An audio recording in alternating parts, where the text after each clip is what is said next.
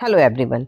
Any education classes के इस platform पर आप सभी का स्वागत है। आज के इस वीडियो में हम कक्षा 9वीं की विद्यार्थी अभ्यास पुस्तिका जो कि निदानात्मक कक्षाओं हेतु मॉड्यूल के तहत प्रदान की गई है, यह मॉड्यूल विज्ञान विषय का है। आज हम इसका अध्याय 3 जो कि है परमाणु एवं अणु। देखिए, अध्याय 3 जो कि परमाणु एवं अणु, इसमें से कुल 7 अंक के प्रश्न पूछे जाएंगे। आज हम देखेंगे कि इसके जो प्रश्न दिए गए हैं हम उनके उत्तर किस प्रकार से लिख सकते हैं। हम यहाँ पर केवल प्रश्न और उत्तर देखेंगे कि उनके उत्तर हम किस प्रकार से लिख सकते हैं। तो देखिए, इससे पहले कि हम स्टार्ट करें प्रश्नों के उत्तर देखना, आप चैनल को सब्सक्राइब कर लें ताकि आने वाले वीडियो का नोटिफिकेशन आपको मिल सके और आप वीडियो का लाभ ले सकें और अपने फ्रेंड सर्कल में भी वीडियो को शेयर कर दें। चलिए अब हम देखते हैं प्रश्न क्रमांक 1, जिसमें कि हमें सही विकल्प चुनकर लिखना है। इसमें पहला प्रश्न है कि 2 या 2 से अधिक परमाणुओं का समूह कहलाता है। तो 2 या 2 से अधिक परमाणुओं का समूह कहलाता है अणु। इस प्रकार से विकल्प नंबर द हमारा सही उत्तर है। प्रश्न क्रमांक 2, इसमें पूछा गया है कि निम्नलिखित में से किन तत्वों की परमाणुकता 2 होती है।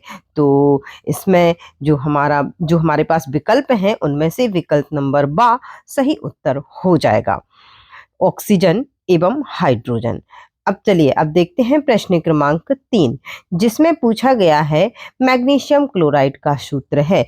तो देखिए, मैग्नीशियम क्लोराइड का सूत्र होता है MgCl2, जो कि विकल्प नंबर आ में दिया गया है। इस प्रकार से विकल्प नंबर ए हमारा सही उत्तर हो जाएगा, MgCl2। अगला प्रश्न है कि अमोनियम सल्फेट का सूत्र है। तो अमोनियम सल्फेट का सूत्र है NH4 होल ट्वाइस SO4, इसलिए विकल्प नंबर आ हमारा सही उत्तर है। प्रश्न क्रमांक 5, इसमें पूछा गया है कि सोडियम नाइट्रेट का सूत्र है। तो सोडियम नाइट्रेट का जो सूत्र है वह है NaNO3, अर्थात विकल्प नंबर ए हमारा सही उत्तर है। अब प्रश्न क्रमांक 2, इसमें हमें रिक्त स्थानों की पूर्ति करना है। तो चलिए हम देख लेते हैं कि रिक्त स्थानों में हम क्या क्या भरेंगे। तो पहला रिक्त स्थान है जिसमें पूछा गया है कि एक रासायनिक अभिक्रिया में अभिकारकों और उत्पादों के द्रव्यमान का योग अपरिवर्तित रहता है, यह खालिस्तान का नियम कहलाता है। तो यह जो नियम है वह कहलाता है द्रव्यमान संरक्षण का नियम। क्या कहलाता है? द्रव्यमान संरक्षण का नियम। खालिस्तान नंबर 2, निश्चित आवेग युक्त परमाणुओं का समूह खालिस्तान कहलाता है। तो देखिए, निश्चित आवेश युक्त परमाणुओं का समूह कहलाता है बहुपरमाणुक आयन। क्या कहलाता है? बहुपरमाणुक आयन। नंबर 3, CaSO4 का अर्थात कैल्शियम सल्फेट का सूत्र इकाई द्रव्यमान खालिस्तान है। तो इसका जो इकाई द्रव्यमान है वह है 136 ग्राम। प्रश्न क्रमांक इसका 4, रिक्त स्थान नंबर 4, इसमें पूछा गया है कि सोडियम कार्बोनेट का सूत्र खालिस्तान है, अर्थात सोडियम कार्बोनेट का सूत्र लिखना है हमें, जो कि होता है Na2CO3। और अमोनियम सल्फेट का सूत्र, तो अमोनियम सल्फेट का सूत्र होता है NH4 whole twice SO4। NH4 whole twice SO4 ये अमोनियम सल्फेट का सूत्र है और Na2CO3 यह सोडियम कार्बोनेट का। अब चलिए अब प्रश्न क्रमांक 3 में सत्य असत्य बताना है हमें, जिसमें पहला है कि तत्व का सूक्ष्मतम कण परमाणु होता है जो प्रायः स्वतंत्र रूप से नहीं रह सकता है तथा उसके सभी रासायनिक गुणधर्मों को प्रदर्शित करता है। तो ये बिल्कुल सही है, इसलिए हम लिख देंगे सत्य। नंबर 2, द्रव्यमान संरक्षण के नियमानुसार किसी रासायनिक अभिक्रिया में द्रव्यमान को ना तो उत्पन्न किया जा सकता है और ना ही नष्ट किया जा सकता है, ये भी क्या है? सत्य। अब देखेंगे हम नंबर 3, इसमें पूछा गया है कि किसी भी पदार्थ के 1 मोल का द्रव्यमान उसके सापेक्ष परमाणु एवं अणु द्रव्यमान ग्राम में बराबर होता है, ये भी हमारा सही है। चलिए नंबर 4, कैल्शियम का परमाणु द्रव्यमान 40 होता है, ये हमारा सही है, सत्य है।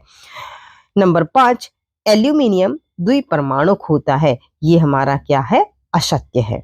चलिए अब हम देखेंगे प्रश्न क्रमांक 4, एक वाक्य में उत्तर लिखिए, जिसमें कि पहला प्रश्न पूछा गया है कि एवोगैड्रो संख्या का मान क्या होता है। एवोगैड्रो संख्या का मान क्या होता है, हमें ये बताना है। तो एवोगैड्रो संख्या है जो, ये नंबर है जो 6.022 इंटू 10⁻23, ये जो संख्या का मान है ये कहलाता है एवोगैड्रो संख्या। ये संख्या ही एवोगैड्रो संख्या कहलाती है। प्रश्न क्रमांक 2, 1 ग्राम हाइड्रोजन में हाइड्रोजन के कितने परमाणु होंगे। तो हम बता सकते हैं कि 1 ग्राम हाइड्रोजन में हाइड्रोजन के 6.022 इंटू 10⁻23 परमाणु होंगे, जो कि एवोगैड्रो संख्या का ही मान है। नंबर 3, प्रश्न क्रमांक 3, परमाणुओं का वह पुंज जो आयन की तरह व्यवहार करता है उसे क्या कहते हैं। तो देखिए, परमाणुओं का वह पुंज जो आयन की तरह व्यवहार करता है उसे कहते हैं बहुपरमाणुक आयन। प्रश्न क्रमांक 4, पदार्थ के एक मोल अणुओं का द्रव्यमान उसका क्या कहलाता है। तो पदार्थ के एक मोल अणुओं का द्रव्यमान उसका कहलाता है मोलर द्रव्यमान। क्या कहलाता है उसका? मोलर द्रव्यमान। प्रश्न क्रमांक 5, इसमें पूछा गया है कि कैल्शियम हाइड्रोक्साइड का रासायनिक सूत्र लिखिए। तो CaOH, यह होता है कैल्शियम हाइड्रोक्साइड का रासायनिक सूत्र। प्रश्न क्रमांक 6, सल्फ्यूरिक अम्ल का रासायनिक सूत्र लिखिए। तो सल्फ्यूरिक अम्ल का सूत्र होता है H2SO4। प्रश्न क्रमांक 7, इसमें पूछा गया है कि सोडियम क्लोराइड का अणु सूत्र लिखिए। तो इसका सूत्र होता है NaCl। चलिए, अब यहाँ से अति लघुत्तरीय प्रश्नों की शुरुआत होती है, जिसमें पहला प्रश्न पूछा गया है कि परमाणु से आप क्या समझते हैं। तो देखिए, परमाणु किसी भी तत्व का वह सूक्ष्मतम भाग है जो किसी रासायनिक अभिक्रिया में अपने भौतिक एवं रासायनिक गुणों को बदले बिना प्रयुक्त होता है। तो इस प्रकार से आप परमाणु की परिभाषा दे सकते हैं। प्रश्न क्रमांक 2, अणु से आप क्या समझते हैं। तो हम बता देंगे कि किसी तत्व अथवा यौगिक का वह सूक्ष्मतम कण या इकाई जो स्वतंत्र रूप से रह सकता है और उस पदार्थ के सारे गुणधर्मों को प्रदर्शित करता है, अणु कहलाता है। चलिए, प्रश्न क्रमांक 3, इसमें पूछा गया है कि परमाणु द्रव्यमान को परिभाषित कीजिए। तो परमाणु द्रव्यमान, किसी तत्व के एक परमाणु का द्रव्यमान परमाणु द्रव्यमान कहलाता है। क्या होता है? किसी तत्व के एक परमाणु का जो द्रव्यमान होता है वह परमाणु द्रव्यमान कहलाता है, और इसका मान कार्बन 12 के एक परमाणु के 1/12वें भाग के अनुपात को दर्शाता है।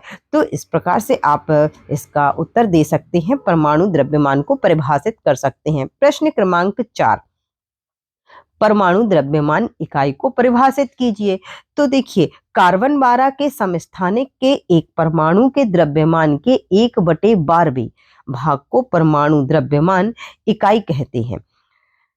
चलिए, प्रश्न क्रमांक 5, इसमें पूछा गया है कि बहुपरमाणुक आयन क्या होते हैं, उदाहरण दीजिए।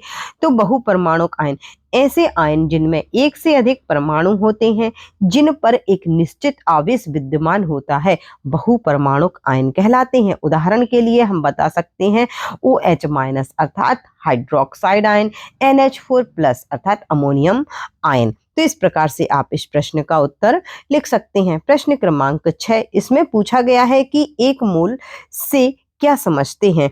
तो एक मोल किसी पदार्थ की वह मात्रा है जिसमें 6.022 इंटू 10⁻23 तात्विक कण उपस्थित होते हैं, अर्थात जो एवोगैड्रो संख्या है वो। तो इस प्रकार से आप इसका उत्तर लिख सकते हैं। चलिए, अब हम देखेंगे लघुत्तरीय प्रश्न, जिसमें पहला प्रश्न पूछा गया है कि अणु एवं परमाणु में 3 अंतर लिखिए। तो आप अणु और परमाणु में अंतर बता सकते हैं, जिसमें कि पहला है कि अणु स्वतंत्र अवस्था में रह सकता है, परंतु परमाणु स्वतंत्र अवस्था में नहीं रह सकता है। नंबर 2, किसी तत्व अथवा यौगिक का सूक्ष्मतम कण होता है अणु, परंतु परमाणु किसी तत्व का सूक्ष्मतम कण होता है। ये तत्व ठीक है। नंबर 3, अणु को विखंडित करने पर परमाणु प्राप्त होते हैं, परंतु एक अथवा अलग अलग तत्वों के परमाणु संयुक्त होकर अणु बनाते हैं। इस प्रकार से आप अणु और परमाणु में अंतर बता सकते हैं। प्रश्न क्रमांक 2, रासायनिक सूत्र से क्या तात्पर्य है? तो रासायनिक सूत्र किसी अणु को उसके अवयवी तत्वों किसी अणु को उसके अवयवी तत्वों के संकेतों द्वारा व्यक्त करना रासायनिक सूत्र कहलाता है। जैसे जल का रासायनिक सूत्र H2O है। क्या है? H2O है, जिसमें हाइड्रोजन और ऑक्सीजन को उसके परमाणुओं को उनकी संयोजकता के साथ दर्शाया गया है। इस प्रकार से आप रासायनिक सूत्र का उत्तर परिभाषित कर सकते हैं रासायनिक सूत्र को। प्रश्न क्रमांक 3, डाल्टन के परमाणु सिद्धांत की 3 विशेषताओं को लिखिए। तो इसमें हम बता सकते हैं इनकी 3 विशेषताएं कि परमाणु अविभाज्य और सूक्ष्मतम कण होता है, किसी तत्व के सभी परमाणुओं के द्रव्यमान एवं रासायनिक गुणधर्म समान होते हैं। नंबर 3, भिन्न भिन्न तत्वों के परमाणु परस्पर छोटी पूर्ण संख्या के अनुपात में संयोग कर यौगिक का निर्माण करते हैं। इस प्रकार से आप डाल्टन के परमाणु सिद्धांत की 3 विशेषताएं लिख सकते हैं।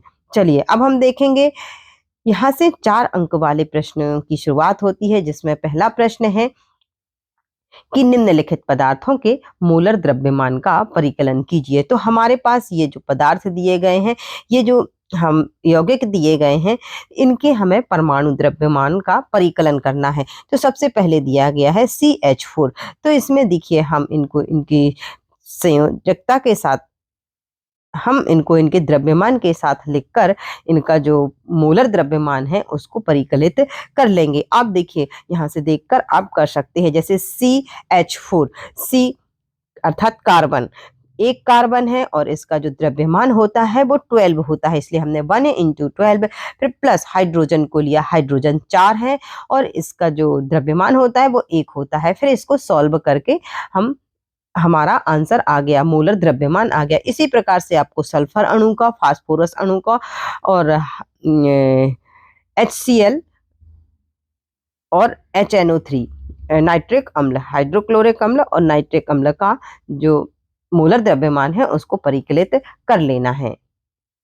चलिए अब हम देखेंगे प्रश्न क्रमांक 2। इसमें भी देखिए निम्नलिखित यौगिकों के आणविक सूत्र लिखना है। यहाँ पर हमें आणविक सूत्र लिखना है नंबर 1 में कॉपर और ब्रोमाइड का, तो ये हो जाएगा CuBr2। फिर एल्यूमिनियम और नाइट्रेट का, इसमें साथ साथ में संयोजकता भी दी हुई है। तो देखिए एल्यूमिनियम और नाइट्रेट, तो AlNO3 होल थ्राइस।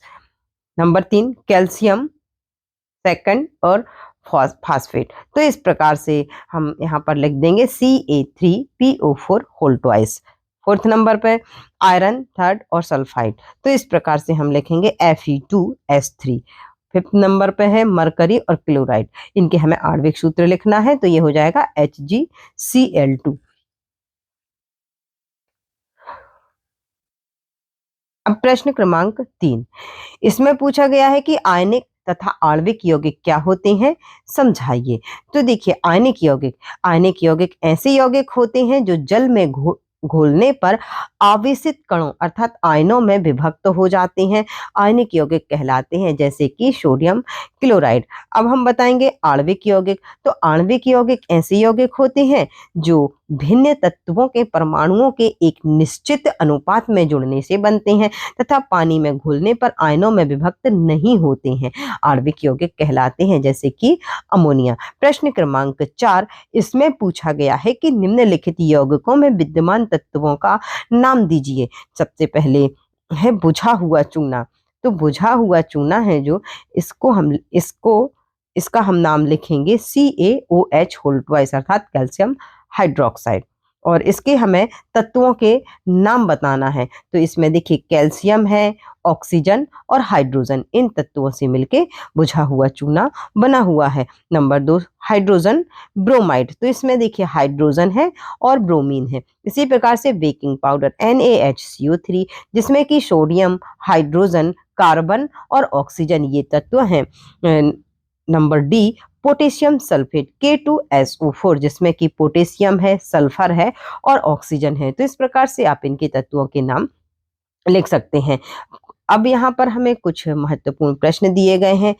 ये की मूल संकल्पना को उदाहरण सहित समझाइए। तो देखिए, मूल संकल्पना, कार्बन 12 के 1 ग्राम परमाणु द्रव्यमान अर्थात 12 ग्राम में उपस्थित कार्बन 12 के परमाणुओं की संख्या को मोल कहा जाता है। मोल सूक्ष्म कणों जैसे परमाणु, अणु, आयन आदि की संख्या को प्रदर्शित करने की इकाई है। नंबर 2, इसमें देखिए नंबर 2 में पूछा गया है कि द्रव्यमान संरक्षण के नियम को उदाहरण सहित स्पष्ट कीजिए। तो द्रव्यमान संरक्षण का नियम, किसी रासायनिक अभिक्रिया में भाग लेने वाले पदार्थों की मात्राओं का योग रासायनिक क्रिया में बने पदार्थों की मात्रा के योग के बराबर होता है। अर्थात रासायनिक अभिक्रिया में द्रव्य को ना तो नष्ट किया जा सकता है और ना ही उत्पन्न किया जा सकता है। यही है द्रव्यमान संरक्षण का नियम। नंबर 3 में पूछा गया है कि अणुओं के प्रकारों को लिखिए। तो अणु 2 प्रकार के होते हैं। नंबर 1 समपरमाणविक अणु और नंबर 2 विषम परमाणविक अणु। समपरमाणविक अणु हैं जो इसमें एक ही प्रकार के परमाणुओं से निर्मित होते हैं, और जो विषम परमाणविक अणु हैं इसमें अलग अलग तत्वों के परमाणु हो सकते हैं। तो इस प्रकार से हमने जो अध्याय 3 है परमाणु एवं अणु, इसके सभी प्रश्न देख लिए हैं कि इनके उत्तर हम किस प्रकार से लिख सकते हैं। और यदि अब आपको वीडियो पसंद आया हो तो वीडियो को लाइक करें, चैनल को सब्सक्राइब अवश्य कर लें ताकि आने वाले वीडियो का नोटिफिकेशन आपको मिल सके और आप आसानी से वीडियो आप तक पहुंच सके। आप इसे अपने दोस्तों के साथ भी शेयर कर दें। चलिए अब मिलते हैं हम अपने अगले वीडियो में। खुश रहिए, मस्त रहिए, एनी एजुकेशन क्लासेस के साथ जुड़े रहिए। जय हिंद, जय भारत।